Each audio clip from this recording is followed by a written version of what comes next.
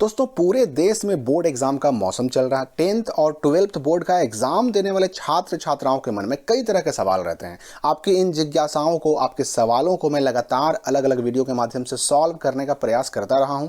ऐसा ही एक सवाल छात्रों के मन में यह रहता है कि बोर्ड एग्जाम में पास होने के लिए कितना मार्क्स चाहिए, कितना नंबर चाहिए। अगर किसी छात्र को किसी सब्जेक्ट में पासिंग मार्क्स नहीं मिल पाए तो ऐसी स्थिति में क्या होता है? क्या उस छात्र को फेल कर दिया जाता है या फिर बोनस मार्क्स देकर के या फिर ग्रेस मार्क्स देकर के उसे पास कर दिया जाता है?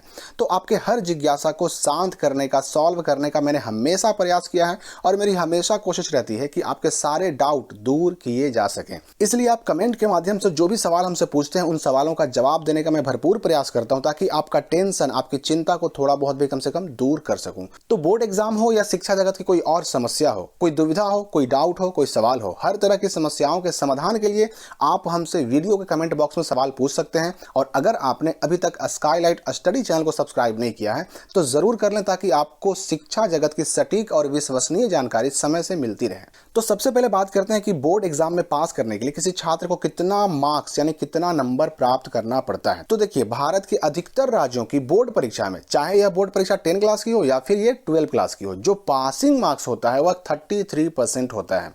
यूपी बोर्ड हो, MP board, Rajasthan board, Haryana board, CBSE, Jharkhand board, सब में 10th में भी और 12 में भी पासिंग मार्क्स 33% ही है। यानी हर सब्जेक्ट में भी 33% और ओवरऑल यानी सभी सब्जेक्ट का मार्क्स जोड़ने के बाद भी 30% कुल होना चाहिए पास होने के लिए।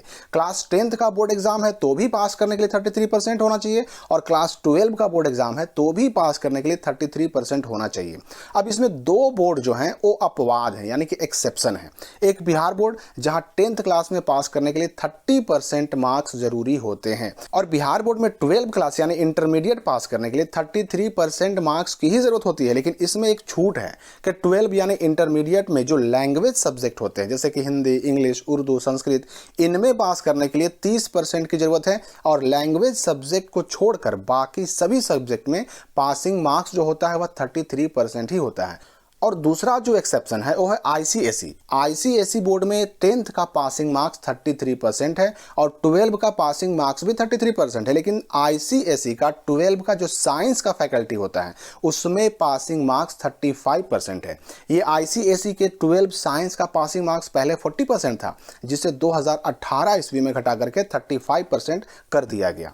तो ये दो अपवाद हैं, बाकी सभी बोर्ड में लगभग 33% पास होने के लिए आवश्यक होते हैं।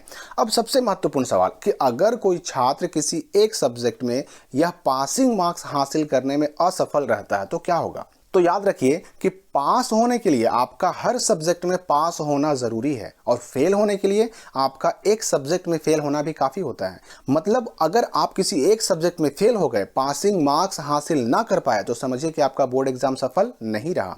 तो अब यहाँ पर प्रश्न ये उठता है कि अगर किसी छात्र का किसी एक सब्जेक्ट में या फिर दो सब्जेक्ट में पासिंग मार्क्स नहीं आ पा रहा हो तो क्या उसे बोनस नंबर या फिर ग्रेस मार्क्स देकर के पास किया जाता है?